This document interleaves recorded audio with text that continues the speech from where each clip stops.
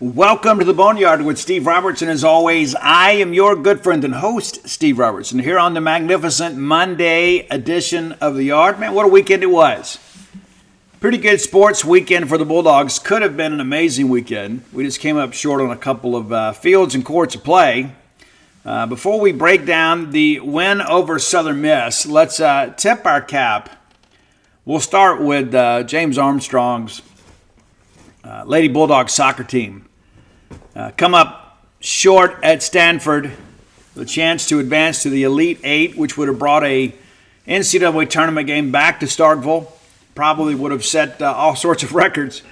We come up short, and great effort by the ladies. Had a chance to watch that game, and just really, really proud of that entire program.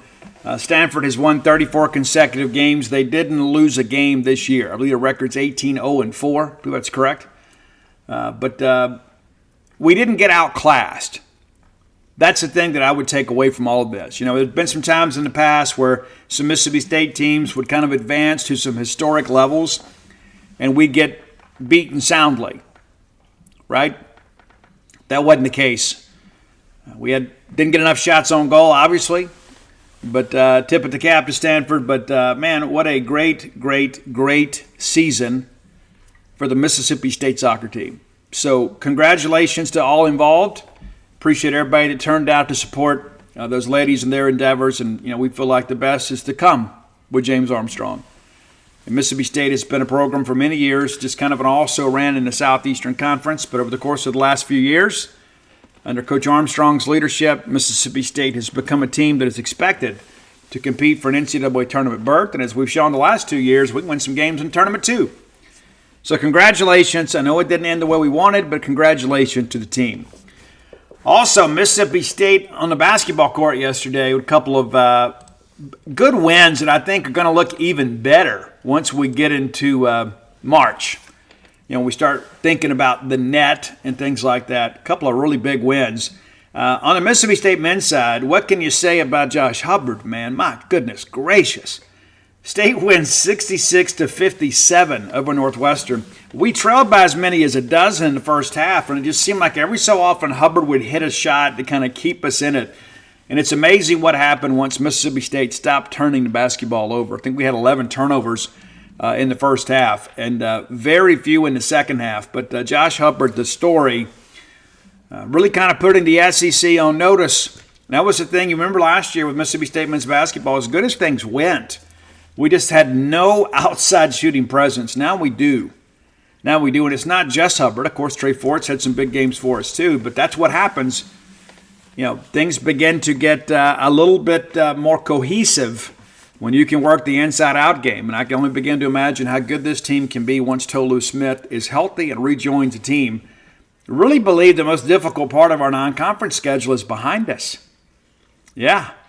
You know, let that sink in for a second. And again, you've already got some wins over some Power 5 opponents. And yes, they're middle of the pack in their league. But anytime that we can go out there on a neutral floor and beat a Power 5 opponent, beat a contemporary, that's a big deal.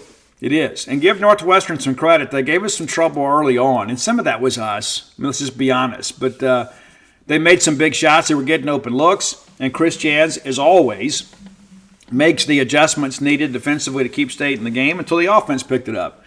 So, big win for the Bulldogs. I know it's not a ranked opponent, but listen, Mississippi State, we deserve to be ranked. And I think by the time we get to conference play, we will be. A lot of games to go between now and then, but really, really big win. Really, really big win for the Bulldogs, and excited for everybody involved.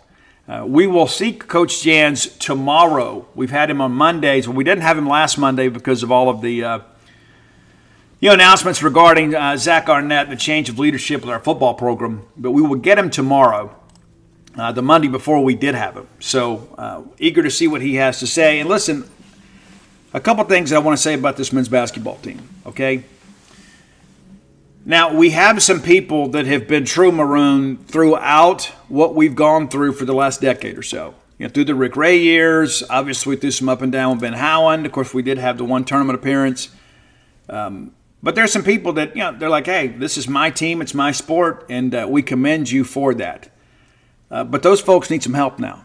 Okay, and listen, I get it. You interact with some of those people on social media. Like, where were you before? It doesn't matter now. It doesn't matter. We're winning. So I'm going to ask you to come out to Humphrey Coliseum and support this team. I'm not going to be the guy that shames people for not coming to midweek games. I get it, but any chance you get, I think you got a chance to see something pretty special this year with this team. Give Chris Jans and that group a lot of credit for constructing a roster. I think it's going to really, really be good once we get into SEC play. I think we're good now. But by the time we get, Tolu back, and again, the timeline hadn't changed, and there's a couple times, Chris has kind of talked about that, but we're just kind of waiting to see how Tolu responds to treatment. But getting him back healthy is the main thing. And I think with Jimmy Bell playing as well as he has, I think that gives you a little bit of time to be patient. But when we get into the throes of SEC play, we're going to need Tolu Smith, potential All-American candidate Tolu Smith. On the women's side, the ladies, listen, big play late. State win. It's like as soon as the men's basketball game ended, we transitioned right over to women's basketball. Right, it's like amazing how that happened. Robbie Falk kept everybody updated on the message board. For those of you that didn't watch, but Mississippi State with a putback late with 9 seconds to go on the road at Belmont, and that's a team that we expect to be in the NCAA tournament. So you go on the road and play a G5, what's considered a G5 team, a mid-major. We're so sweet about those things these days. But a lot of people are saying, I can't believe we struggled at Belmont. This team is expected to contend for their league. And you go into their neck of the woods, a team that lost to Missouri but beat Georgia. So they had some SEC experience. And give them some credit for beefing up their non-conference schedule. But your Bulldogs remain undefeated. And again, we dial up a three-point shot late. We miss it and get a putback. And take the lead and win the game. Defensive stand there at the end. But, so yeah. And then the Mississippi State volleyball team beat Ole Miss earlier this year. We did drop the match yesterday. So very busy weekend. Very, very busy weekend when it comes to Mississippi State sports. And that's kind of how it is this time of year. It'll be this way, really, until we get into the spring. We're going to have men's and women's basketball all the time. A lot of other things going on. Then the next thing you know, we're in baseball and spring practice. So a lot for you to cheer about. But congratulations to everybody that competed on behalf of our beloved university over the weekend. We appreciate your many, many, many sacrifices for the maroon and white. Also, point out to you, too, before we get into this breakdown, I have a new book out today. It'll be out today, being delivered to the warehouse around noon today, and there'll be books on the shelves in Starkville today, and then it will kind of trickle out to other bookstores around the state. If it doesn't make it to your neighborhood bookstore, you can order today. It's no longer a pre-order. You can order it, and they'll ship it out in a day or two at whenthebottomfalls.com. Really excited about this book. I didn't write this one looking to break the bank. I'm not trying to make a killing. I'm just trying to make a living. But I wrote this book to help other people. So if you're a person, maybe you just want to read it because I wrote it. There are some people that tell me that, and that's really sweet.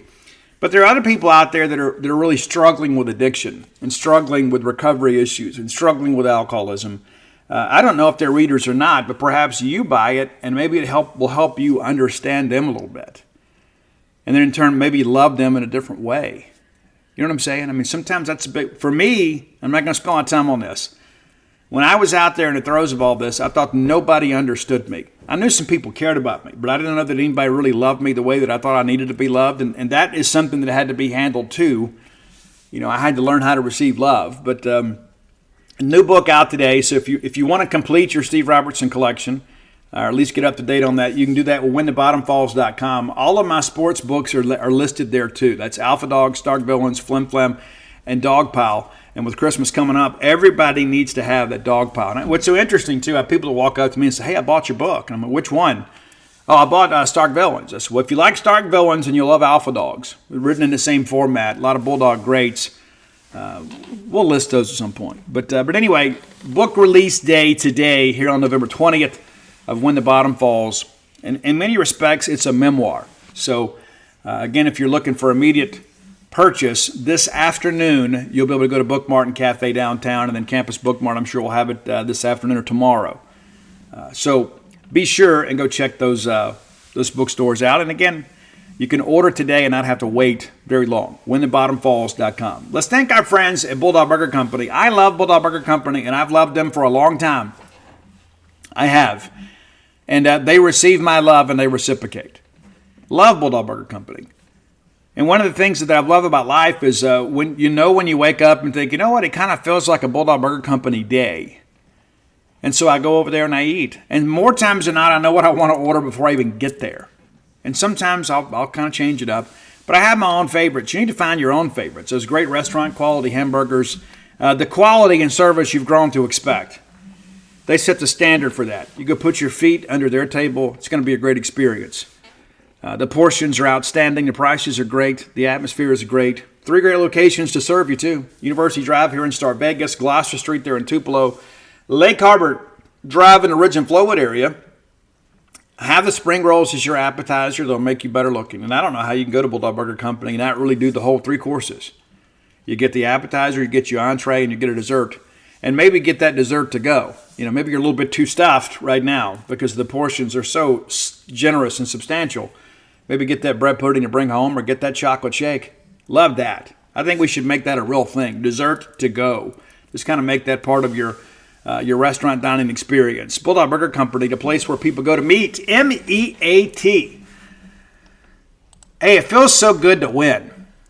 And maybe it's just me, but that's how I feel. And I expected this to be a closer game than it proved to be in the final score. That said, the final score is not indicative of how close this game was. We really allowed them to kind of hang around a little bit.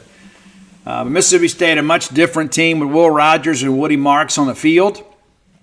I'm not going to have one of these I told you so type moments, but I'm going to give you the pause button here, right? When you have, there's some people that said that Will Rogers was out for the year. There are people that said that Chris Parson, out for the year. People that said Woody Marks, out for the year. And none of that proved to be correct. Now, I'm not saying that to call anybody out. I'm just telling you, when it comes to this injury situation, you just never know how guys are going to respond to treatment. You don't. And so it's important when you get those initial reports, especially if it's just it's just some random guy, right? To take it with some level of skepticism. Not that we have the corner of the market on all the knowledge, I can tell you that. I mean, I deal with it every single day. It's the kind of stuff that keeps me up at night. What is it I don't know? Am I not talking to the right people? Especially during this coaching search stuff. I mean, you can't talk to enough people. But I say that there are a lot of times when things are going poorly, there are a lot of people that just kind of want some internet cred, and they throw it out there. And you know what happens? If it's not right, they can just, create another Twitter account, or they can create another message board account, or another Facebook account, and so there's no accountability there.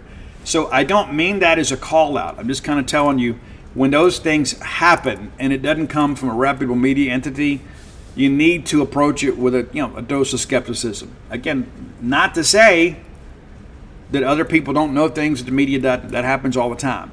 But I can tell you this injury with Will Rogers was a little more serious than I think some people led us to believe. I thought it was an AC joint separation. That wasn't the case at all. I would rather have been that. We're not going to get into details. It's not our business. But I commend Will Rogers for working back from that and coming back and giving Mississippi State a chance to salvage something of the year. Woody Marks as well. Absolutely. Not to be in any way underappreciated. Woody Marks, who is seems like he's played hurt all year. Really has.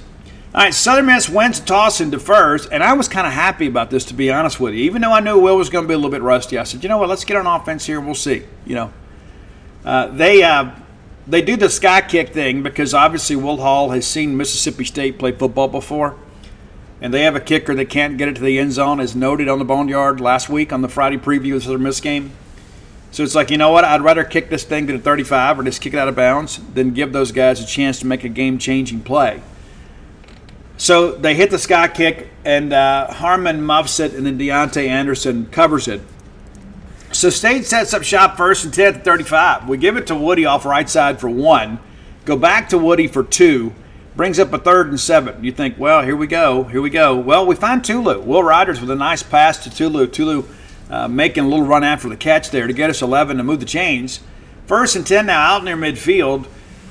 We're incomplete to Harmon, and this is one of those plays, too, just us not being on the same page. You look up, we're trying to throw the bubble, and all 3 players are blocking. Nobody's looking for the football. So Will throws it because it's a timing route, and nobody's looking for the football, so it's incomplete. And again, that's going to happen a little herky-jerky at times, kind of inserting your quarterback back. And we did have some issues early on, but I thought we got things going a little bit later.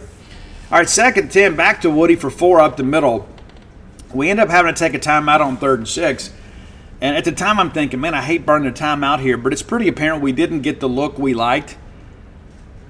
On a play, even though it's the first drive, a team that's really struggled to score offensively in Mississippi State, it's like, you know what, hey, let's think about this and be sure about it. We end up running Pittman off the left side for 4. And probably, I think, here on 3rd and medium, we're thinking, you know what, it's probably at the expanses, at the limits of Kyle Ferry's field goal, even if we get close here. So let's maybe call this 4-down territory. So we run Jeff for 4 yards to make it a more manageable 4th and 2. We go back to Jeff and give Jalil Clemens from Starkville High School some credit. He plugged a gap there and stood us up for no gain. Gave them some juice. It really did. So we turn it over on downs. Southern Miss goes right to work. And if memory serves me correct, and we'll verify this, I think you got to go all the way back to the Western Michigan game. I think that's the first drive, the last game that we had that we didn't surrender a touchdown on the first drive, or at least points. That's correct, yeah. Because remember, Arkansas got the field goal after the pick. Auburn, of course, went down their first 2 drives and scored. Kentucky scored on their first drive, as did A&M. So Southern Miss, the first opponent since Western Michigan, I just talked myself in a circle there. Southern Miss, the 5th consecutive opponent since the Western Michigan game to score on their first possession. We really need that to change this week. And so Southern Miss goes to work here, and give them some credit here. Ethan Crawford starts. I'll be honest with you, I didn't think they would play this kid. I didn't. And I was wrong. And I really thought, again, I'm not going to judge Will Hall. He knows how to run his team. But maybe they felt like, hey, this could be kind of a program-defining win for us. Go beat Mississippi State. It helps on the recruiting trail. But they were all hands on deck. Ethan Crawford starts. The very first play, they handed to Frank Gore, who gets 4 yards. And I thought we did a pretty good job against Gore, but that guy's really good. All right, 2nd and 6. Crawford dials up a shot to Jacarius Caston, who was probably the best player on the field for Southern Miss on both sides of the football. 44 yards. Bryce Pollock is beat on the play, but makes the tackle. Now it's 1st and goal at our 9-yard line. They had us schemed up here with this halfback pass thing. It just didn't work out. Trying to flare it out there to the fullback, Cole Cavello. And it falls incomplete. It looked like a drop to me. Drops were a huge problem for Mississippi State. 2nd and 9, they give it to Caston on a jet sweep. He gets 1 yard. It's 3rd and 8, thinking, okay, let's get out of here. And then Crawford complete to Frank Gore for the touchdown. And they scheme us up big time here. They show heavy right, and they flare Gore left. And whoever was supposed to get out there, whether it be a safety or a backer, in containment, we were late and tardy getting out there. And, when you give Gore a head start, you're not going to catch him. So touchdown for Southern Miss. Extra point's good, and there's already some audible groans at Davis-Wade Stadium. Those continued after our next possession. And we get the ball at our 32. Kickoff was, again, kind of a sky kick. John Lewis with the fair catch there. So we're getting decent field position to start these drives. We're just not taking advantage. All right, 1st and 10. Rogers incomplete to Rylan Godey. A little bit of a low throw. I don't know if you guys know this, and it feels like I'm piling on. I don't mean to be Godey. Godey has not had a catch in his college career. All right, 2nd and 10. We go back to Tulu trying to involve him in the running game. And former Ole Miss Rebel Jay Stanley with the tackle here for no gain. On 3rd and 10, Rogers gets flushed, takes off and goes and gets 6. Stanley credited with the tackle there too. So 4th and 4. And Keelan Crimmins with a 39-yard punt is fielded by Tequilin Mims. And good coverage here by Isaac Smith and DeCarlos Nicholson. I had somebody ask me, but Isaac Smith, they thought he would play a bigger role. And I did too, especially with our needs at safety. Thought he might even start this year. But big tackle here on special teams for a loss of 2 yards. Southern Miss sets up shop 1st and 10, 21. And we're thinking right here, every one of us is like, you know what, we can't give up points here. We can't start chasing the game against a team like this and give them hope. Ethan Crawford runs right for 6. On 2nd and 4, they give it to Rodriguez Clark, another Starkville High School guy. Makes it a manageable 3rd and 1. They elect to take a shot here. up to Jacarius Clayton, and there's really nothing there. John Lewis in his face. And on 4th and 1, it looks like that they're contemplating going, which made no sense to me. They end up getting false start. And punt, Bryce Lofton with a 37-yarder. Xavier Thomas fair catches it. And then they flag him for the motion, so we tack that on to make it 1st and 10 from the 43, from our 43. So again, we're playing field position game a little bit, and it's beginning to work in our favor. We just got to be able to cash in. All right, 1st and 10 now. Xavier Thomas on the inside give gets 4 yards, makes it 2nd and 6. We go back to Woody for 5, and then they flag us for holding Nick Jones. Now, so that's a drive killer. I mean, it absolutely is. 2nd and 16. We get it to Tulu for just a yard. And then on 3rd and 15, Will dials up a really good pass. And was going to be a difficult catch, but one that Xavier Thomas will tell you he should have. It went off his hands and incomplete. Would have been a big play. Would have pushed us across midfield, moved the chains. We don't get it done. And again, you expect a little herky-jerky early with just kind of getting Will back into the flow. But this one wasn't on Will by any stretch. But Keelan Crimmins comes up with a big punt here, 48 yards. It's fair caught at the 14 by Mims. All right, now 1st and 10 from their 14. Southern Miss goes back to work. Frank Gore up the middle for 5, makes it a very manageable 2nd and 5. Gore back in the middle for 1. And on 3rd and 4, big play here, Jaden Crumity and Buki Watson. They say it's no gain. I think the spot was favorable. Really good job here by our defense, kind of slowing things down. Now 4th and 4, Bryce Lofton punts it up, short punt into the sun. As Xavier settles under it, they run into him, which gives us a 15-yard penalty for catch interference, moves the ball from our 48 to their 37. And again, we're playing field position here and gaining ground with every change of possession, and here we are. Finally get some points. We go to Woody on the right side for 3. Then we're incomplete to Tulu. Makes it 3rd and 7. Woody runs for 4 to make it a 4th and 3 from the 30. And Kyle Ferry, 48 yards for the points. Makes it a 7-3 ball game. And then Marlon Hawk kicks off. We get a touchback here. So that's 7-3 game. So we got something. But, man, I just felt like we needed some more juice. We felt like we'd left some opportunities on the field. 1st and 10 from the 25. Crawford is sacked, and DeMonte Russell just kind of took over and exerted himself. Good to see DeMonte healthy and making plays here. Makes it 2nd and 18. Talk about being off schedule. So that's interesting, to say the least. 2nd and 18, Frank Gore runs to the middle for none, and then 3rd and 18, they get it out to Kenyon Clay, who runs for 2 yards. And that's what happens. You get a young quarterback and down in distance and behind the chains, and the play calling becomes much more conservative. 34-yard punt to the state 47. But here we are, 1st and 10 now from our 47, and again, a chance for us to take the lead. We don't finish this possession before the quarter expires here, but we go to Marks up the middle for a 2-yard loss, and again, Jaleel Clemens stepping up, making plays for Southern Miss. Of course, you had the big dust up between him and Cameron Jones. That's 2 Starkville High School alums and teammates. All right, 2nd and 12. We get it out to Xavier for 19 yards. Dylan Lawrence from our Bulldog won the tackle there, makes a 1st down. Now 1st and 10, they're 36. We go back to Woody for 1, and then Seth Davis comes in, shows some really nice burst off the left side there. Gets 12 yards and moves the chains. 1st and 10 now at the Southern Miss 23. And we're incomplete. We're complete to Tulu for 12, which makes it 1st and 10 at the 11. That runs out the quarter. Former Bulldog commitment and Ole Miss Rebel MJ Daniels on the tackle there. He tweeted out after the ball game that really wanted that game against Mississippi State. All right, start of the 2nd quarter. It's 1st and 10 now at the USM 11. You feel like, hey, we just can't turn football over here. We're going to get points.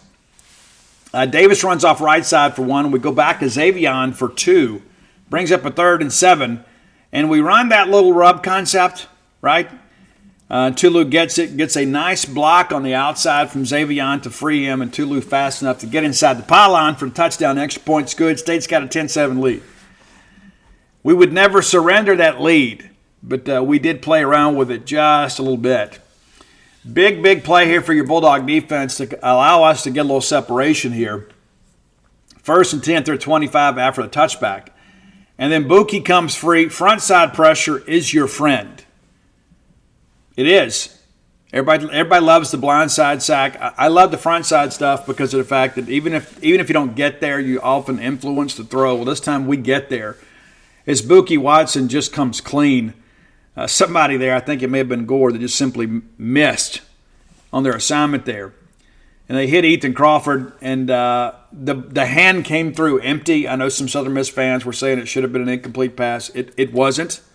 And they reviewed it. The call stands, Mississippi State football at the 14. And again, a chance for us to really maybe get some separation here, make this a 2-score game, and then give everybody at Davis Wade a chance to kind of breathe a little bit.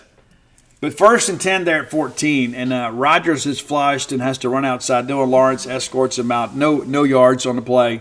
2nd and 10, we're complete to Antonio Harmon for 3. And on 3rd and 7, we got a chance here, and it's incomplete to Tulu. And we end up having to kick a 29-yard field goal. This was, again, a missed opportunity. You don't get to set up shop at the 14-yard line and not come away with points. But we should have been able to put this ball in the end zone. I thought we were really, really discombobulated down in the red zone here. And then some craziness ensued. Almost a big play for us here. But the kickoff is muffed by Antavius Willis. And the up-back has to grab it. And so we've got him corralled there at the 12-yard line. And again, Isaac Smith down there making the tackle. Avery Sledge also a part of it. So field position favoring the Bulldogs at this point.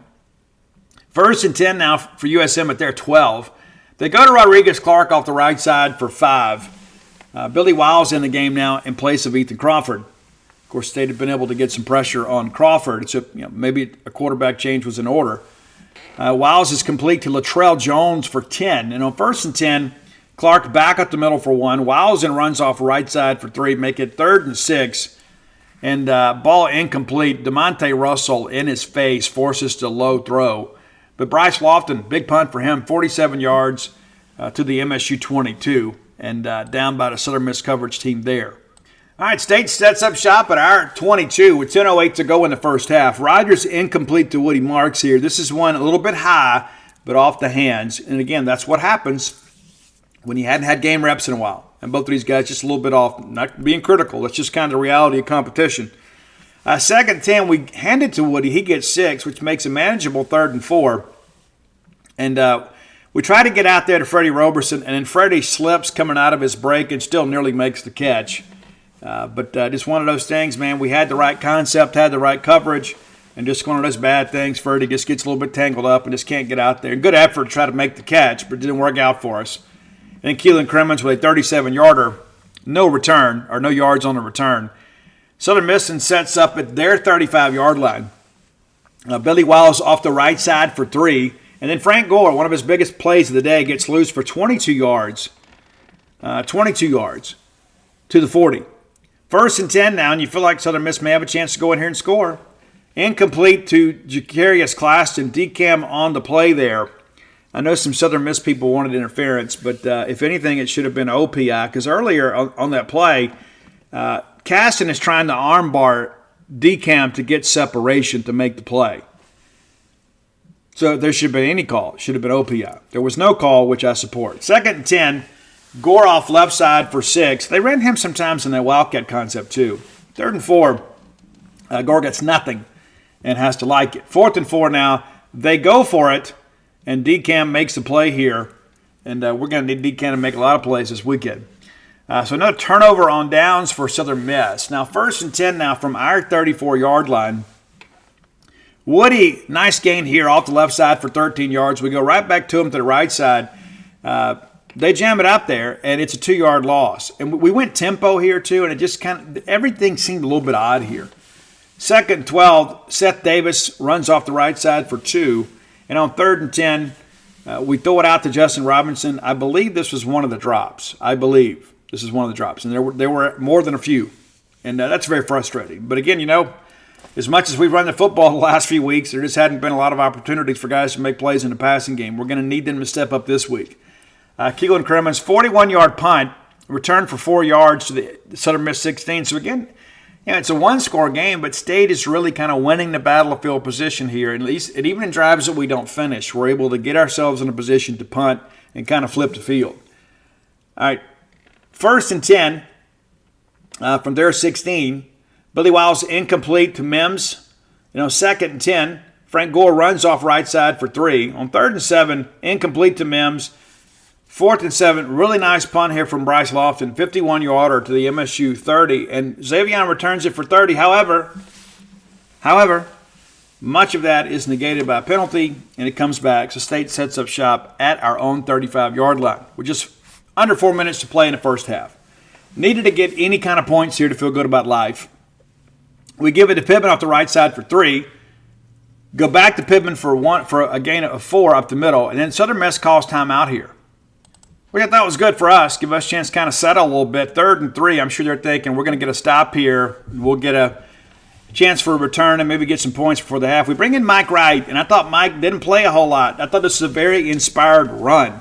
It's like Mike was not going to be denied. He initially was stopped short of the line of the game, kept his shoulder down and his legs moving, powers across by the most narrowest of margins to move the chains, makes it 1st and 10. Will back in the ball game. We give it to Jeff off the right side. He gets a couple. 2nd and 8. Complete to Freddie Roberson. Really nice play there, too. 1st and 10 now at the Southern Miss 43.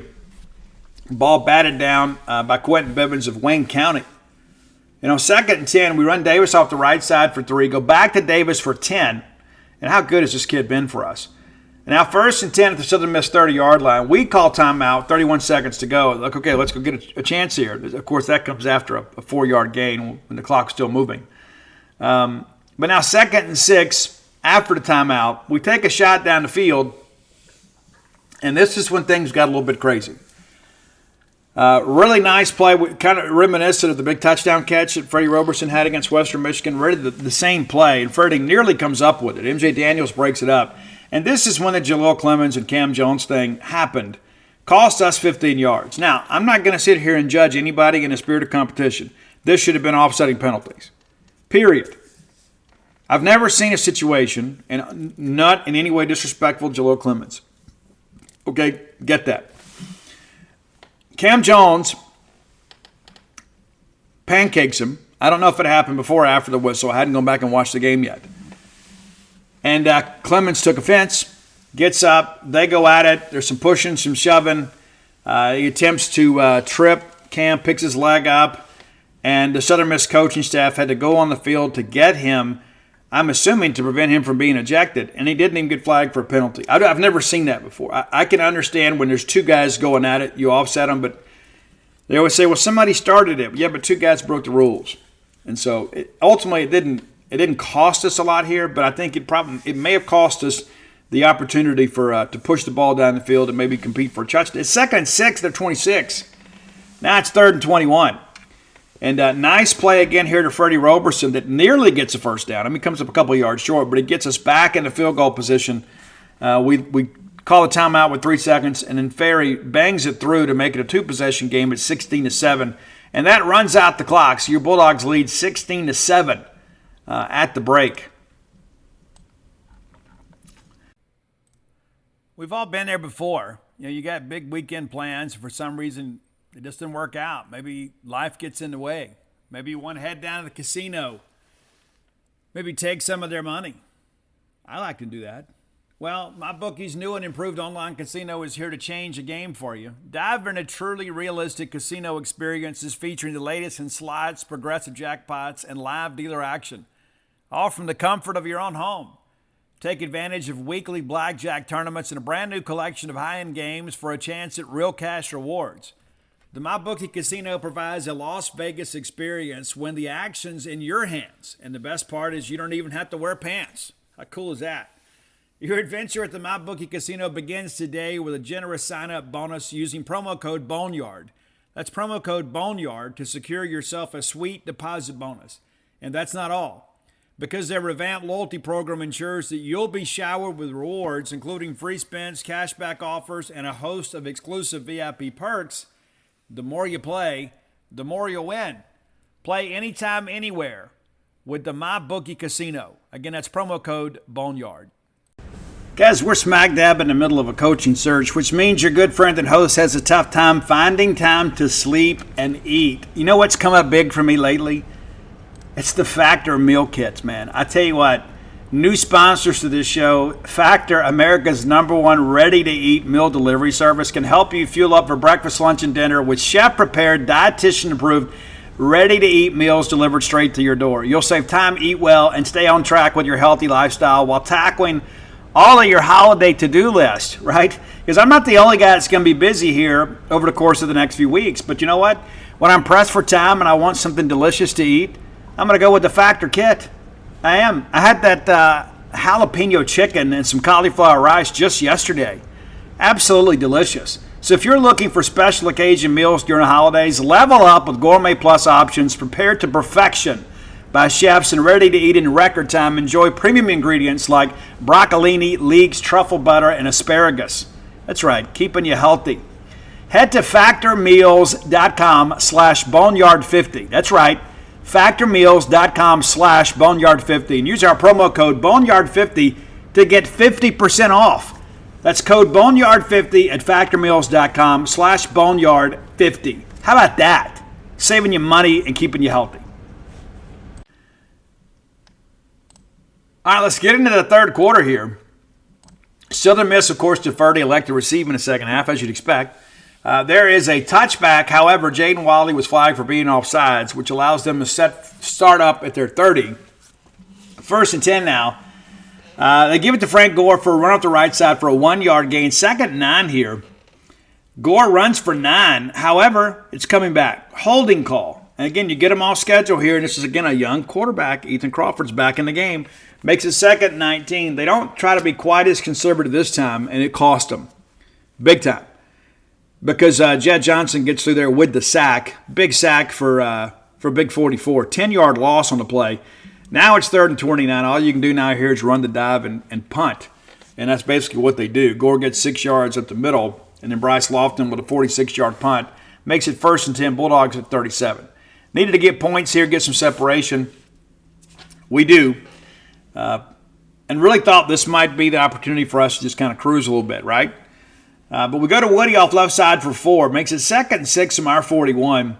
Will gets it out to Xavier Thomas, who gets loose down the Southern Miss sideline, and on his way down, fumbles the football, gets it back.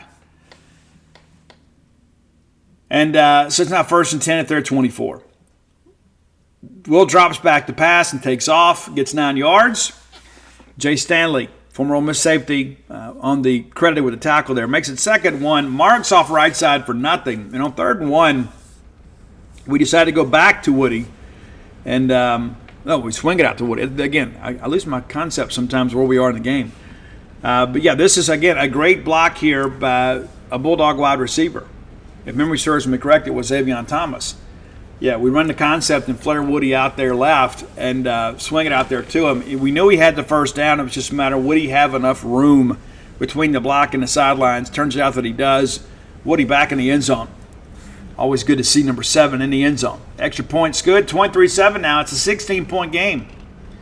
Now you're feeling pretty good about life, right? You're thinking, okay, this thing's going to be okay. This is all going to be okay.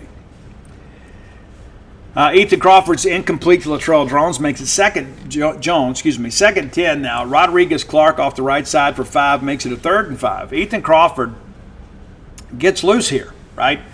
And they initially ruled that he got the first down. I thought in live action it was pretty apparent that he didn't get the marker. Not to mention you got a guy standing right there, right? They said he gets the first down. They review it. Good job by the replay official here. The call is overturned. Said he was short of the line of the game. 4th and 1, they go for it. And Gore, a very impassioned run here, moves the chains. So 1st and 10 now at the Southern Miss 37-yard line. They go back to Gore for 1. Run him off the right side on 2nd down for just 5. And on 3rd and 4, Crawford gets loose. We had him hemmed up here and give him some credit for having some escapability. He gets loose and whines and whines and whines and runs all over the place, but ultimately gets the 5 yards needed for the first down. 1st and 10, Frank Gore up the middle for 5. They bring Billy Wiles back in the ballgame here. He gets it out to Mims for 22 yards. However, Southern Miss is flagged for unsportsmanlike conduct because they tried to run the hideout play, and I don't know why anybody thought this would be acceptable. I don't know how anybody thought, hey, we can pull this off. So basically what has to happen, when a receiver comes on the field, he has to report to the huddle, or at least come inside the numbers. And Mims didn't do that. And so, because what happens is you match up out of the huddle, right? And so they just kind of put him out there. I remember when the Saints tried to do this years ago. And that's a penalty. You can't do that. You can't put a receiver in a hideout position. He has to report to the huddle or at least inside the numbers to get the signal. Those are the rules of football. I don't make them. I'm just here to talk about them. So the penalty comes back. So now it's 2nd and 20. And Rodriguez-Clark off the left side for 3. And then Ethan Crawford runs right for 12. And again, good effort by the kid here. Freshman from Tuscaloosa. Brings up a 4th and 6. And then Lofton punts 48 yards. A touchback on the punt. We don't see that as much as we used to. It helps when you can punt it more than 35 yards. But anyway, Mississippi State drive takes over our 20. We run Tulu on a jet sweep again for 6. Go back to Pittman for 5. Moves the chains, makes it 1st and 10 at our 31. Rodgers is incomplete to Xavier Thomas. And they had initially ruled it was a catch. I think it was pretty obvious for anybody that saw it that he didn't catch it. And so they go back and review it and say, no, he didn't. And again, the review didn't go our way, but it was the right call. 2nd and 10 now, Pittman off the left side for 3. And on 3rd and 7, we get it out to Jeffrey Pittman. And really nice play here by Hayes Puckett. They kind of blow this thing up. Keelan Crimmins with a 44-yard punt. It's returned 16 yards to the Southern Miss 38-yard line. And against a 16-point game here, you think, you know what? We're getting ready to head to the 4th, up 2 scores. We're in good shape. That's how I felt. 1st and 10 now for Southern Miss. Gore off the left side for a 4-yard loss. Jet Johnson knifing in there, making a big play. 2nd and 14. Wiles is complete to Gore for 5. Makes it a 3rd and 9. And then Wiles gets loose on a quarterback scramble. State got penetration there, and Wiles kind of realized the middle of the field was vacated. We hadn't done that as much anymore this year since the early stages of the season. But he gets loose there. 1st and 10 now to run out the 3rd quarter. Gore off right side for a 1-yard gain. And that's your 3rd quarter. Felt like everything was great. Everything is good. Everything is love. Southern Miss drive continues. 2nd and 9. Frank Gore up the middle for a 1-yard gain. Buki and Jet combine on the tackle there. 3rd and 8. Gore off the right side for 3. Makes it 4th and 5. And they decide to dial up a shot here. And why would you not? You're down 2 scores late. And they basically throw it up for Caston. He makes a good catch here, and we miss 2 tackles. That can't happen. Absolutely can't happen. That's 2 times on the day that Caston beat us over the top. And then this time we blow the tackle. 2 of them. Caston strolls into the end zone. They elect to go for 2. And I'll be honest with you, I'm not sure I understand, I don't think you start chasing points. I understand the whole concept of, hey, it makes it a 1-score game. Like if you go for 2, it makes it an 8-point game. So I'm sure that's the math in their heads. But I think, this early in the quarter, I don't know that I would do that. But again, there's a reason I'm a college football coach, and it's got nothing to do with my hair. So the 2-point try is no good. And really didn't give them a chance on it. They're rolling right here and throw the ball out of bounds. But you got nothing to lose there. So it's a 52-yard kickoff, and Jeffrey Pittman returns it 10 yards to the MSU 23. All right, 1st and 10 from our 23. Davis off the right side, for 3. And then 2nd and 7, Davis off the left side for 12. Nice burst for him. And then what do? We get called for holding, and it was such a late flag. And it was really away from the play. That they tagged Cole Smith with it. I haven't gone back and reviewed that. Seems like an unnecessary penalty and probably an unnecessary flag, but it is what it is. However, it's down the field, so it's not necessarily a drive killer. It makes it 2nd and 11. And then we take a shot to Justin Robinson. MJ Daniels breaks it up. 3rd and 11 here. We get it to Xavier, who just basically wills himself across the line to gain, to move the chains. Now 1st and 10 from our 34. We go back to Thomas on the jet sweep for 8. 2nd and 2. Seth Davis runs off the right side for 4 to move the chains. Makes it 1st and 10 from our 46. And Mike Wright's in the game. And for a second, I thought he might get loose here. Mike on the zone read keeper off the left side gets 21 yards. Nice little change of pace there. And again, we're trying to close it out here, right? That's what we're trying to do. We're trying to close out the game here, remove all doubt. Didn't work out quite as well as we hoped. 1st and 10. again, we take a shot. Justin Robinson incomplete. 2nd and 10. Davis off the right side for 2, and then they flag them again for unsportsmanlike conduct after the play. Makes it 1st and 10 at the Southern Miss 16. You got to get a touchdown here. 2nd and 8. 1st and 10. Davis off the left side for 2. Go back to Pittman up the middle for 2. Makes it 3rd and 6. It's like we were trying to impose our will on them, running between the tackles. Found some success running against the edges, but not really between the tackles. I know we're trying to soften them up a little bit, but it's 4th quarter. 3rd and 6, incomplete to Ryland Gode, Josh Carr, and Rogers face. 4th and 6, fair with another field goal, out from 30 to push State back ahead, 26-13. We kick it off, Marlon Hawk, and it's 98 yards to the house. We get out of our lanes here. He gets a couple big blocks, went untouched down the sidelines, and you've scratched and clawed and did everything you could to put yourself in a position to be up a couple scores, and you give it right back. Right back. Extra point is good. It's now 26-20 with 7:52 to go, and we're all thinking, since the first quarter, we've kind of dominated this ball game. We're a play away from losing to Southern Miss. That's how it felt. We felt like we'd been in control. Now we weren't. State's drive starts at 25. Incomplete to Xavion. Took a shot here. 2nd and 10. We go to Pittman, who runs off 16 yards right up the middle. We go right back to him. And I don't know if you noticed this. We did a lot of that kind of riding the hot hand. It's like you'd have Xavion catch a pass, then run a jet sweep. Same thing for Tulu. And there were times we let guys run it on consecutive carries. We do here. And Jeffrey Pittman has some stuff with him. We'll keep it PG-13. This is a kid who wants to win.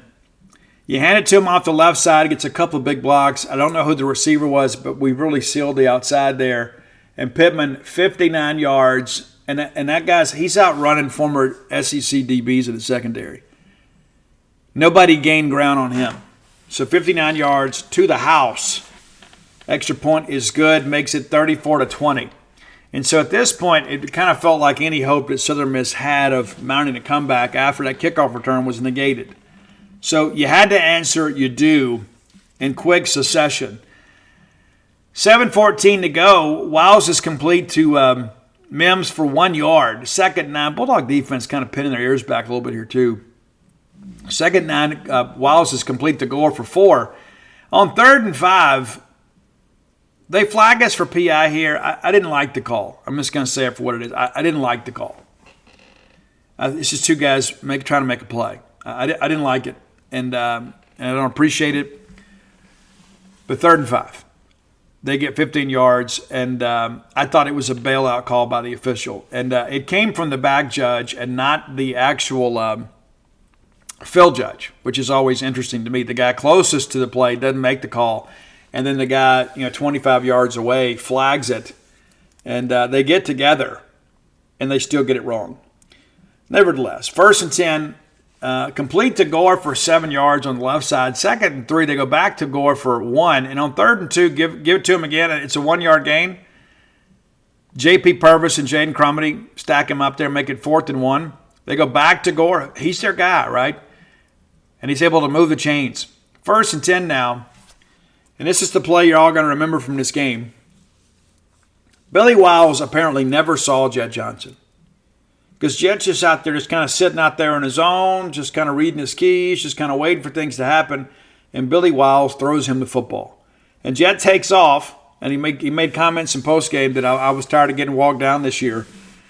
So as he's being tackled, he eyes Marcus Banks and tips it up to him. And as soon as Banks gets the lateral, Frank Gore is closing. And what a great jump cut by Marcus Banks to make him miss.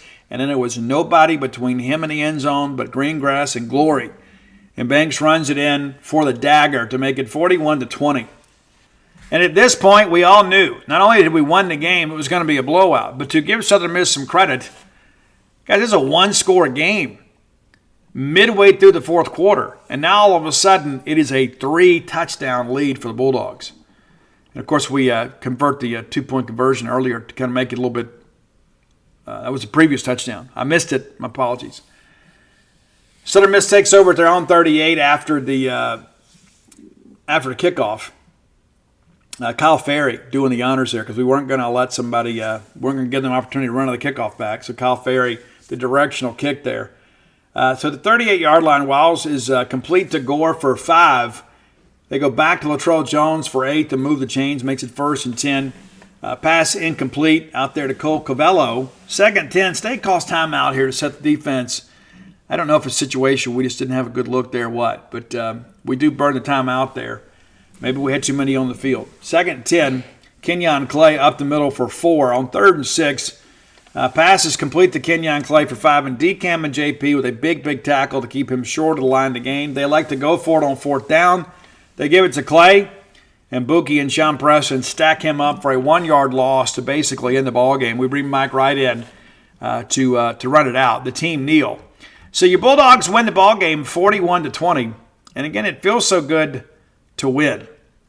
Maybe you've heard. It feels so good to win. Let's take a quick look at some of the numbers here. State with 18 first downs, and Southern Miss is 10. State ran for 238 yards in the game. Southern Miss just 105. That was one of the things that Will Hall really commented on the beginning of the week is that they were leading the Sun Belt Conference and conference games in rushing. They had really gotten the running game going. And yes, there is a talent differential, but Will Hall is a guy that knows football, right? And to hold them to 105 yards after the 3 weeks that Frank Gore's had, really good effort there. Passing-wise, Will Rogers, 144, and Southern Miss combined for 141. Total offense, 382 for your Bulldogs, 246 for Southern Miss, and 57 of their 246 came on their first drive.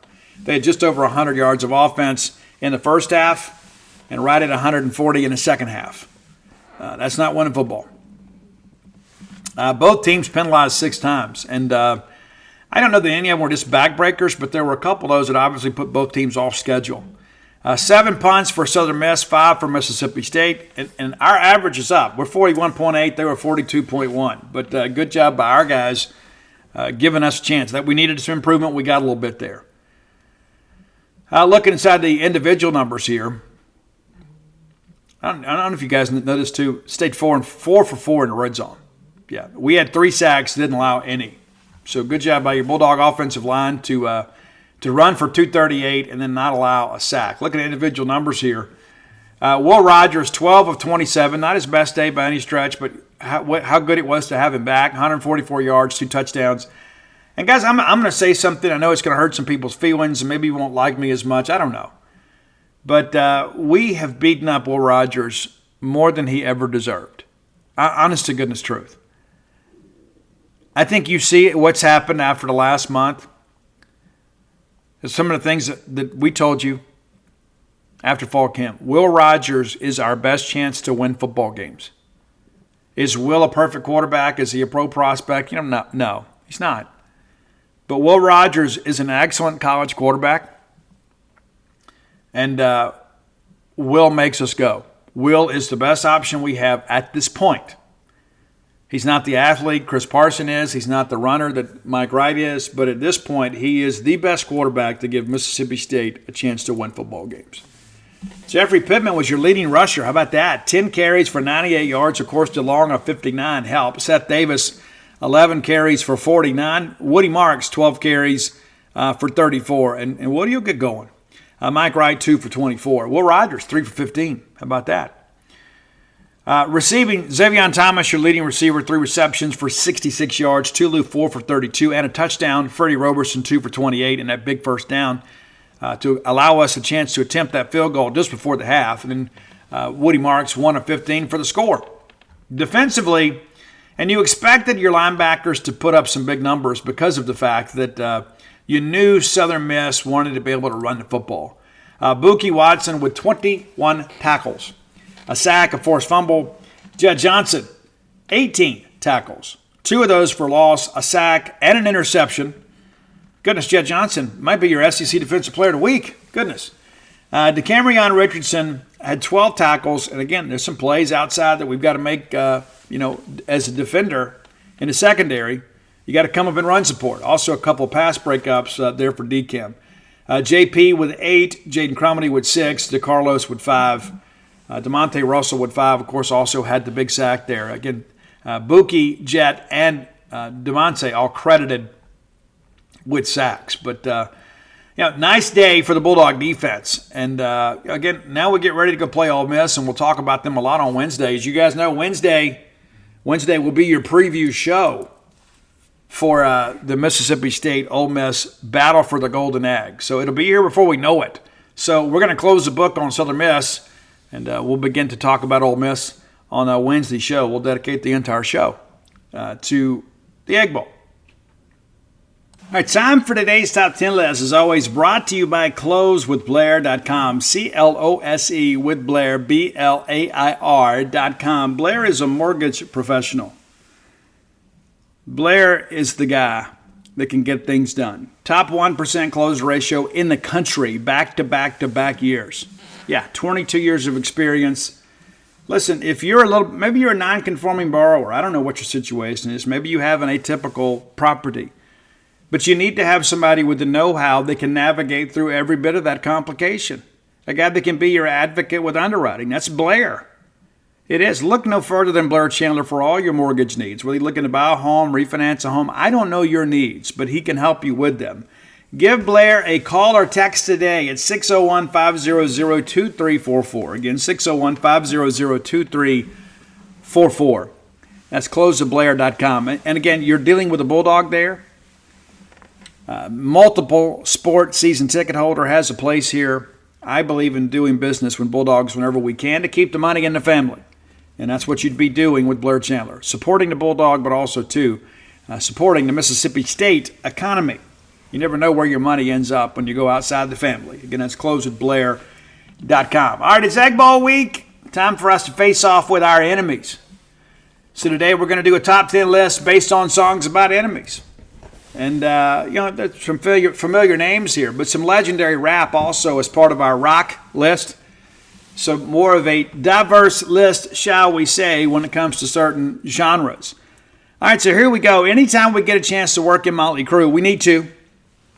Going back to the Too Fast for Love album, one of my favorite songs on that album. And I don't know that it gets enough play. Livewire obviously is the best song on that album, but and then Take Me to the Top, of course, became a hit after the release of The Dirt, Netflix movie on Motley Crue. But it's Public Enemy #1 from Motley Crue. That'll be a popular title, of course, on our list today. Number 9, one of my favorite bands of the modern era. Had a chance to meet these guys. Matter of fact, I've got a bucket hat sitting right over here to my right in my office, signed by the entire band. It's Seven Dust. LJ, as he told me to call him. Name's LaJohn Witherspoon. One of the best performers in the modern rock era, without a doubt. Love these guys. Love Morgan, the whole group. And these guys are still out there just absolutely killing it. But we're going back near the beginning. It's the great track Enemy from Seven Dust, number 9 on your list today. Number 8, another Public Enemy #1. Maybe a deeper cut for many of you. Maybe you only know the hits, but this is a great one. One of the best lyricists of our times. It's Eminem's Public Enemy #1, number 8. Sticking with the rap theme, our guy Post Malone with the Baby collaboration here on Enemies. Used to have friends, but I got enemies. It's a great album. Just about everything Post drops hits, for sure. Number 6, going more with the pop genre here, it's Enemy from Imagine Dragons. I don't know that we've had Imagine Dragons on the show before. Have we mentioned them before? I don't know that we have. I know they've got a lot of hits. They do. But Imagine Dragons, Enemy, number 6. Sticking with Enemy, one of my favorite songs from this band. Many of you know Bodies. Let the bodies hit the floor. Let the bodies hit the floor. You know that song. Former theme song from ECW. It's Drowning Pool in with Enemy. Absolutely love this track. I never wanted to be your enemy, right? And that's kind of how I live life too. I don't really want to be your enemy. But one of the best compliments that I've ever been given in life, a guy that I grew up with, gave me this compliment behind my back, so you know it's a genuine compliment. Said another guy, he said, Steve Robertson's the best friend you'll ever want, the worst enemy you'll ever have. There's some truth to that. Absolutely truth. I play for keeps. Number 4. Our final Public Enemy number one, and we would be remiss if we didn't include Public Enemy on our list. And it is the great track Public Enemy number one from Public Enemy. Love PE. Love everything about him. Chuck D, I think, is a visionary and a guy that, while he was controversial, was a guy that told the truth. He was a guy that spoke about social issues and got criticized for it. And eventually society kind of came around to his way of thinking and realizing we were doing some things the wrong way. I have a tremendous amount of respect for Chuck D. He also has gone out with Rage Against the Machine, a band you'll hear a little bit later on this countdown, with the guys from Rage Against the Machine and Cypress Hill and Prophets of Rage. Yeah, here we go. That's number four. Number three, one of my favorite bands of the modern era too. Saw them with Seven Dust. Met these guys too. First time met them over in Tupelo, Mississippi. That's right. It's the band Shinedown. And I recently had to change my profile picture on Gene's page as part of the 247 Sports platform.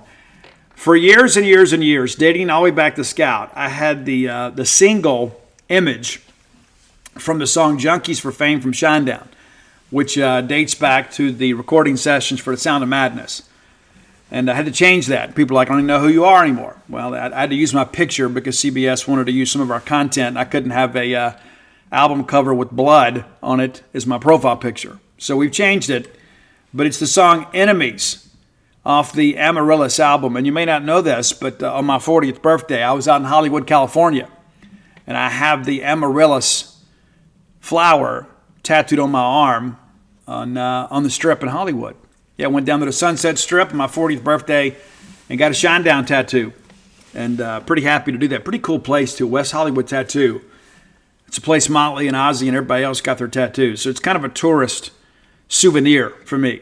But Enemies from Shinedown, number three. Number two, the song is not called Enemies, but it's known, it's kind of mistakenly claimed Enemies, but the song is Energy from Drake. Now let me give you the parents' disclaimer here. There is some language on this one that is not fit for young minds. Let's just kind of lay it out there for what it is. But yeah, it's one of those songs, man, that it's become legendary in many respects.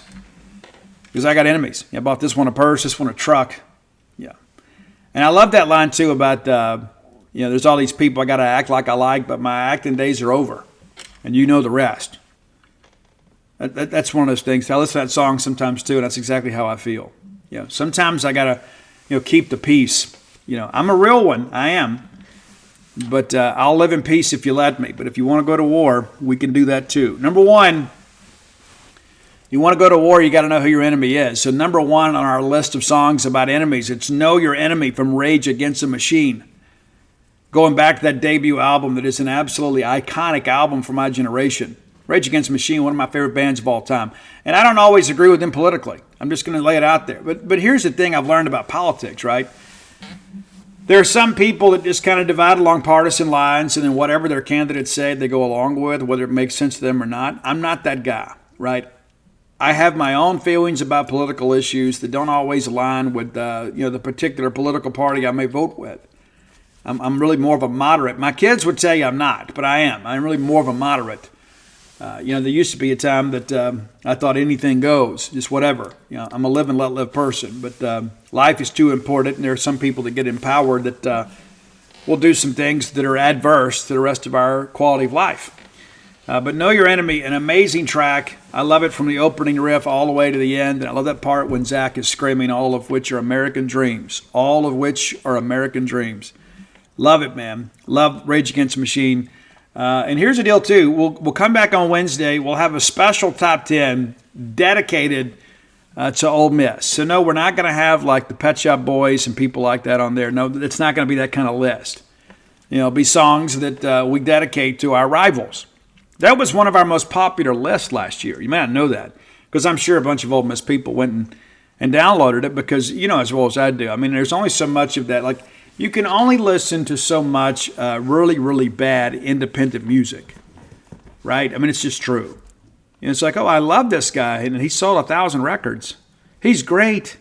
I wish he had a bigger following. There's so much of that. There's a reason those guys aren't selling records, and it's not because, they refuse to sell out. No, they'd love to sell out. Trust me. Everybody in the music industry would love to sell out and make more money and have better equipment and have a better life for themselves. And Well, they just have such artistic integrity. Yeah, sure. Yeah, they just don't have good management. Slim. But there you go. So we'll come back Wednesday with a special edition of the Top 10 list. Look forward to doing that for you. Quick turnaround for the Bulldogs for sure. Quick turnaround for you and me as we prepare to take on the Ole Miss Rebels on Thursday. We'll preview the Rebel football team on Wednesday. And I'll tell you this, and this is the reality of the whole thing. I don't care how big a Bulldog fan you are. This Ole Miss team is a good football team. They are playing really good football. Now, they were a little bit lackadaisical on Saturday against UL Monroe, and really impressed with Jackson Dart playing in that game. I'll just tell you the truth. Out of the Ole Miss fan base, I may be one of the bigger Jackson Dart fans. I think this kid's really good. I really, really do. We talked about his ball handling. There are not a lot of people that can carry out a play action fake the way that Jackson Dart can. He is extremely polished. Is he the best passer? No, but he is a very good passer. But that guy's a competitor. Now, how many people do you know? Just tell the truth. Be honest with yourselves. He took that big hit against Georgia when the game was already decided and laid there on that field. It was rough. And if he had decided, you know what, Coach, I can't go this week against Louisiana Monroe. I just want to save my health and get good for the Egg Bowl. I think everybody would have said, I get it, I understand it. But instead, he goes back out there and plays. And listen, Lane Kiffin said last week that he could have returned to the game. I didn't believe it, to be honest with you. But he comes out a little bit rusty, and his offensive line and his receivers let him down a little bit early in that ball game. But, we'll get to that a little bit later. But I got a lot of respect for that kid. I do. I really do. And I don't know what he's going to do next. Does he go pro? Does he come back? I don't know what kind of pro prospect he is. But I know that guy's a really good college quarterback. And we're going to have our hands full with him. We're going to have to get him on the ground. We really got in his face last year and forced some errant throws. We're going to have to do that again this year. But again, full preview of the Ole Miss team on Wednesday as we get ready to prepare for the battle for the Golden Egg. All right, next segment of the show brought to you by Campus Bookmart. Campus Bookmart is a Starkvillian institution. I mentioned they'll be carrying my new book, and they'll have all 6 books. I've written 6 books now, which I have to remind myself of from time to time. 6. There was a time in my life that I thought I was going to lay on my deathbed never having written a book and not fulfilled my destiny in life. But here we are. Now 6 books later, and we're already beginning to plans for book number 7. So I don't know what you've done with your life. And I'm probably a big fan of you, right? Whether you've done some substantial things or not. But yeah, I'm excited about it, and I appreciate Campus Bookmart's support. They have done a tremendous job. If you're going to hear me speak tomorrow night at the Starkville Touchdown Club, we'll have books available there too. But you'll soon be able to order them online from Campus Bookmart as you complete your Christmas shopping of your Mississippi State merch. Go to campusbookmart.net and use promo code BSR, which will get you free shipping on all orders over $75. The best selection of Mississippi State merchandise anywhere. And I have not had many vendors be better friends to Steve Robertson than Campus Bookmart. So by supporting them, you're supporting me, and by supporting me, you're supporting them. We are interlocked in that respect, and I feel like those people are family to me. Again, that's campusbookmart.net, promo code BSR. All right, busy weekend in the Southeastern Conference. Let's go back and kind of look and see how the whole thing broke down. You guys are well aware of Mississippi State, 41-20 winners. And again, it feels so good to win. No matter the circumstances, and if we'd walked out of there with a 26-20 win, we'd have felt somewhat unfulfilled. Well, we didn't. We took care of business. We got things done. And all that matters in the end is what the final score says. 41-20. All right, a lot of blowouts in the weekend. A couple of surprises, too. No surprise in Tuscaloosa as Alabama absolutely destroyed UT Chattanooga 66-10. You didn't expect anything less. I mean, right? Alabama's trending towards some big things. They've clinched the West. Now it gets ready for the Iron Bowl. That's one good thing about us playing the rivalry game on Thursday night. We get to enjoy rivalry weekend, too. We can sit at home, watch ball games. Yeah. All right, Ole Miss, I mentioned them, 35-3 winners. Guys, this was a mess for a while. It really was. Really, really, really rough early. But they got to go in there in the second half. But you look up at half, and it's 7-3. Ole Miss. Now, I didn't think UL Monroe was going to be able to score, but I didn't expect that. And then Ole Miss really takes control there in that third quarter. 21 points in the quarter, and then kind of coast to a 35-3 win. But, big third quarter for Jackson Dart. really got things going. And that's, again, give these guys some credit. Ole Miss has played well this year. And give Lane Kiffin some credit. There were a lot of people that said, including, and I kind of adopted this belief too. When Jeff Levy left from Oklahoma, I thought, well, this Ole Miss offense will struggle. It hasn't. And I think Lane Kiffin has really legitimized himself as one of the best offensive play callers in the country. Now, you're not going to learn a lot about Ole Miss against Louisiana Monroe at 2-9, 0-7. But, again, my respect for Jackson Dart for even playing in that ballgame. We discussed Mississippi State, Southern Miss. A&M 38-10 winners over Abilene Christian. I don't remember what the spread was in that game. But the A&M situation's interesting.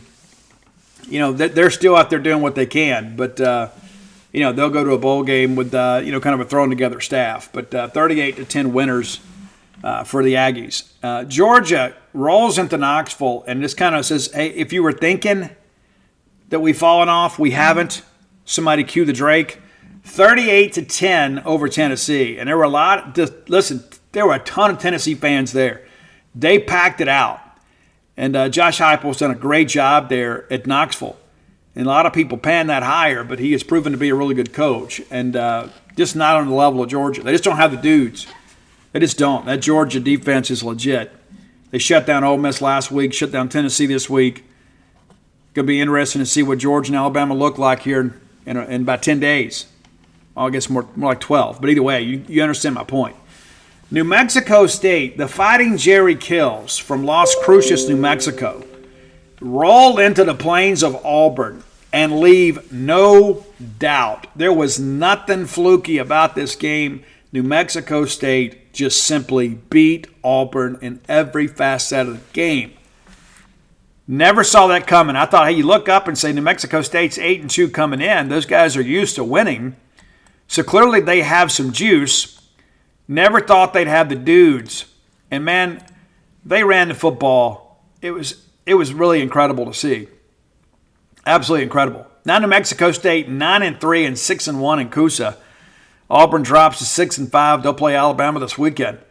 But you go back and look at this thing, man. So New Mexico State goes up 7-0. Auburn ties it. Then it's 10-7. Then it's 17-7 in the third quarter. Like it's 10-7 at the break, and then you look up. It's 17-7 headed to the fourth quarter. Auburn's down 2 scores at home. You think, okay, sure, Auburn will figure it out. No. New Mexico State goes right down the field and makes it a 24-7 game. Go right down and score. It's now a 3-score game halfway through the fourth quarter. This game is over. Alex McPherson converts on a field goal to make it a 2-score game. And then what do you know? New Mexico State answers with a dagger. Touchdown. McKaylin Young, big game for him. Makes it 31-10. Peyton Thorne was 15 of 19 in the game. So it's not like, no picks. It's not like they went out there and just stunk the place up. New Mexico State just beat them. They just did. It just beat them. And they ran back committee, had a bunch of guys carry the football. Hats off to those guys. And immediately, as soon as somebody says that, hey, Steve, what about Jared Kill? No. Jared Kill doing a good job out there. Of course, former Minnesota coach, had some health problems, stepped away for a while. Now he's back. But one of the biggest wins in New Mexico State history. And it's amazing, too. There's a lot of those schools out there that they have an SEC win. And you'd be surprised how many of them are all against Auburn. It's nuts. Florida made it a game against Missouri. And, again, what can we say about the Tigers? Best story in the Southeastern Conference this year. The Tigers are now 9-2 with a road date to Arkansas coming up. Florida now 5-6. And we talked about Florida may lose out. Well, now with Jordan Travis's broken foot, very eerily reminiscent of the Nick Fitzgerald injury in the 2017 Egg Bowl, that kid's done. And you hate it. And now Florida State's got to play with a backup quarterback and try to find a way to beat a Florida team that's hungry for a win. It's going to be tough, man. That game all of a sudden has got a lot of intrigue. Now, the thing about it is, if you're Scott Strickland, can you make a decision based off the outcome of a rivalry game? I don't know that you can. In the past, we've done that in our history. But when you look at the trajectory of the Florida program, can you say it's good? I don't think you can. I thought Billy was going to be okay there. Now I'm beginning to wonder if he can recruit at the level required to compete at the University of Florida. Florida has absolutely no juice, man. None whatsoever. But give them credit. They went out and played hard in that ball game against Missouri on the road and made it an interesting game. And it's 13-7 at the break, and then Florida, puts up 14 there in the third quarter, and you think, oh, okay, all right, cool. It's 23-21 going to the fourth. Both teams scored 10 points, and that's your ball game. So big win for the Tigers. I was wrong about those guys, and I wasn't alone, but my goodness, I don't think anybody saw this coming. Maybe not even the best Missouri fan of all time. A lot of discussion over the last week about Sam Pittman's job security. I was told when we played him he needed a winning season to stay. That does not prove to be the case. I was told late last week that he was safe, provided they didn't come out flat against FIU. They did for a while, but got it going. And KJ Jefferson, big day for him. 44-20 win for the Razorbacks. And then Arkansas administrators announced to the team on Saturday that Sam Pittman is back for another year.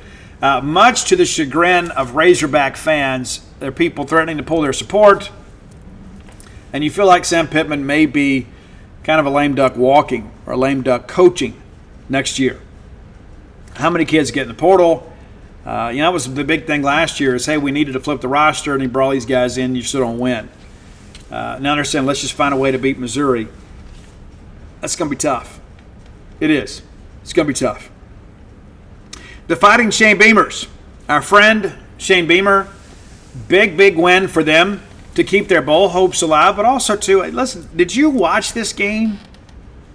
I am jealous. I'm going to just say it for what it is.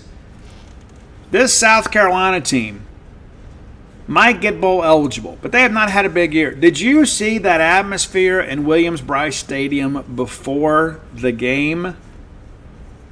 They played Sandstorm, and everybody had the towels, and guys, incredible. And then you're in a situation, too, like on special teams, Kentucky has to call a timeout because they don't like the look on a punt on the first drive. You kidding me? And to see Beamer run out there, jumping up and down, pumping his fist, you're happy for Shane. South Carolina, 17-14 winners over Kentucky. And yes, we called it, but we're not going to sit here and get gaudy about that because we called Auburn to beat like New Mexico State. We didn't call that upset, but I don't know many that did. But Kentucky now 6-5 and 3-5 in the Southeastern Conference. Maybe you're aware of that. Maybe you weren't. I don't know if you know this too. South Carolina right now is 5-6, also 3-5 in the Southeastern Conference. They would hold the tiebreaker over Kentucky if they end in a 6-6 deal, and could ultimately go to a better bowl game. But it's 6-6. The bowl locales are not great. LSU 56-14 winners over Georgia State. Now, what's interesting? Did you see the numbers that Jaden Daniels put up? I mean, honestly, did you see it?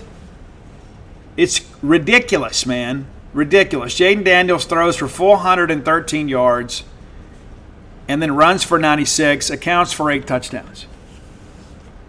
It's nuts, man. And they get Texas A&M this weekend. And, I don't know if you know this, but I'm a Heisman voter. And so we won't reveal the ballot, how I voted, until after the presentation. But certainly Jaden Daniels making a big case. And now is considered the odds-on favorite to win the Heisman Trophy. Taking a quick peek at this week's schedule before we move on. We'll talk a little coaching stuff before we get out of here. Not a lot, though. We'll talk some. Of course, Ole Miss at Mississippi State. That's your Thursday night game on ESPN. The Friday game, and Arkansas has been there for a while.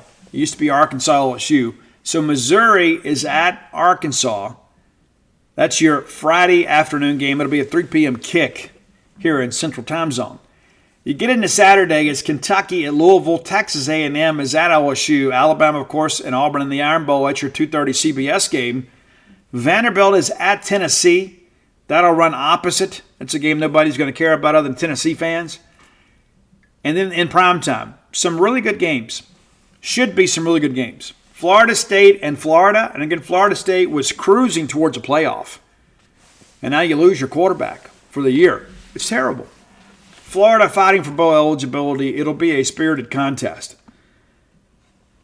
Georgia and Georgia Tech. That should be a laugher. Georgia Tech has lost 11 of the last 13 against Georgia. Clemson and South Carolina at Williams-Brice. You know the place will be hopping. And you look at this Clemson team, too. You remember earlier this year, you had the kid from Spartanburg that called into the show. I think the whole thing was a setup, to be honest with you. But Dabo Swinney goes off, right? Talks about how they've had a tough year. They're 7-4. And so this is not the Clemson we've had. However, Clemson's won 3 in a row. And guys, a couple of those games, they were top 20 opponents. They beat Notre Dame, they beat Georgia Tech, they beat North Carolina, and a lot of it, too, comes after this conversation on the phone with Jacob from Spartanburg or whatever. Well, Jacob might need to call in this week, too. It's going to be a difficult undertaking going to Columbia in front of that crowd. So that could be an interesting ball game, too. Probably a game that you'll want to watch. All right, that wraps up our preview. Our final segment of the show brought to you by Stark Vegas Clubhouse. Google Stark Vegas Clubhouse and book through the Evolve website. And by using that website, we'll give you a promo code that's only available there. BSR10 to get you 10% off your stay. If you're bringing a big group to Starkville, wouldn't it be great to have everybody under one roof? You know, if you're like us, we're empty nesters now. You know, we have 4 children, we have 2 grandchildren. I'd love to be able to spend as much time as possible with my family. Because, after dinner, everybody kind of wants to retreat. Maybe mom's tired, maybe the kids are tired, but, maybe the sons want to get around and watch a little football. Maybe everybody wants to get on and have a cold beverage together rather than have to go congregate in some hotel lounge or whatever, and you can't really have any privacy and you can't get the games on what you want. Why not just rent this big house? Former clubhouse of the country club. It's been completely renovated. 2 wet bars, a great kitchen area. Got the big fire pit outside. There's just so much to this. There's a lot of reasons to say yes. One of the most important reasons is financially. It's just more efficient and more affordable to rent this big house and everybody have their own quarters, and then you can congregate together. You've got a kitchen and a refrigerator. You can go buy some groceries for your weekend stay or your week stay. And if you're looking to come to Starkville and work in the Golden Triangle, this would be a great hub for you and your staff. Check them out today. Again, that's Google the Stark Vegas Clubhouse and book through the Evolve website. Promo code BSR10. All right, talked to a few people about the search over the weekend. I tried to kind of take Saturday off, and then people approach you, being on campus, and the very first question everybody says, Steve, who are we going to hire? Well, I wish I knew so I could tell you, but I will tell you this. I think, so don't tweet me later if I'm wrong. I think that you won't see a decision prior to the Egg Bowl, at least publicly. We may come to terms with somebody, may have a kind of a gentleman's agreement until the Egg Bowl. I think we respect the team and we respect Greg Knox, and I don't think we want to steal the thunder. We don't want to distract our kids. So I don't think you see anything happen between now and Thursday. Not that the wheels aren't in motion. I just don't think you see any announcements. But I think we may start getting some leaks this weekend as this thing begins to wind down. I don't think it's going to go too terribly much longer. I think within I would say it's got to be done before the SEC championship game. I had some people tell me we'd like to have it done like a week from today. We'd like to maybe have a press conference Monday or two. We'd like that. Now, again, I'm not getting that direct from Zach Selman, but just some people, let's just say, close to Zach Selman. We'd like to have a decision made this week with an announcement next week. We're still working through the candidates. Of course, Jamie Chadwell, there's a lot of smoke about him. My initial conversations about Jamie Chadwell is he wasn't overly interested. He was interested but didn't want to do anything until after the regular season. Chadwell is a guy that's going to be wrapping up what should be an undefeated season this weekend. And then, of course, there's the championship game, right, that's got to go into the next weekend. Do you not go on a guy like that for timing? I think no. I think you figure it out. I think Jamie Chadwell has a very, very innovative offense. I think it meshes well with our recruiting footprint. I've heard a lot of smoke about this, but most of the people tell me they think we're going to hire somebody else. Now, I got some other people out there that says, hey, I hear some people are kind of stepping up in the Mississippi State side of things, about this buyout. And there's so many things out there, so many rumors about what the buyout truly is. I've heard 5 different amounts. Just so you guys know. There was a report that came out today that said the buyout was $4 million. I'm told that's incorrect. I'm told that's absolutely incorrect. I don't know a lot of contracts out there that it's a one-year salary is the buyout. But again, I don't know how these deals are structured, and they're private schools, so that information is not made public. Of course, a lot of talk about John Summerall from Troy. He's a guy that's had a couple of really good years there. He's a Kentucky guy. It doesn't appear that Kentucky's going to come open. And really the only chance of Kentucky coming open was if Mark Stoops had a chance to go somewhere else. And he's had him several times, but I'm told he and his wife both love Lexington, and really the only job he'd probably leave for would be Iowa. And it doesn't appear that Kirk Ferentz is going to retire. There was some discussion a couple weeks ago that he's really unhappy about how things worked out with the offensive coordinator situation with his son and all that. So there was some murmuring about that he may retire. Doesn't appear to be the case at this point, but you never know. There'll be a lot of movement after the weekend. The regular season ends this weekend, and we'll start to begin to hear some things. But that's part of it. Willie Fritz, of course, is a name that's a very popular name that gets mentioned a lot. A lot of people have mentioned him as a candidate for this job. I believe he is a candidate for this job. Would we hire him? I don't know. But one of the things that I hear is that Zach Selman, of course, first-year AD, very ambitious. A lot of people expect at some point for him to go back to Oklahoma. Well, in order to do that, he's got to do a great job here. And a big part of that, of course, is the hiring process. And so the thing you go back to is you begin to think, and again, I'm approaching this from my own opinion. I don't think Zach Selman is going to take a chance with anybody. I think he is going to make a good hire that will also be considered a safe hire, if that makes sense to you. I don't think you go out there and just go get the up-and-comer. Jimmy Chadwell, of course, is a guy that was the head coach at Coastal Carolina, did some big things there, doing some big things at Liberty. He fits the bill, right? John Summerall, just 2 years of work there. Willie Fritz has been a coach for a long time. It's been kind of up and down, tough place to win, Tulane. Let's just call it for what it is. And I've read some people say, well, he didn't win until he got an NFL quarterback and running back. Well, he also recruited and developed those guys too. So we can't just say, well, they got lucky. It's not like a Gene Chizik situation where Cam Newton just showed up, right? Cam Newton was a bona fide superstar. So I see the Willie Fritz situation much different. Then, of course, there's the talk about Barry Odom. I can tell you without any hesitation that Barry Odom is pursuing this job. Not just pursuing a raise. There are some other names out there that I've heard multiple people say, hey, this is a leverage deal, right? They really don't want to make a move. They're just trying to kind of improve their own situation. I'm told that's not the case with Odom. And Odom was the guy that got elevated to be a head coach at Missouri when Pinkel got sick, probably before he was ready. He was never a train wreck at Missouri. They just could never kind of get things going offensively. They've done so under Eli Drinkwitz. But he's found his coordinator now from Texas that's done a great job at UNLV. And, of course, there's J.G. Kinney sitting out there. A lot of risk-reward with him, though, right?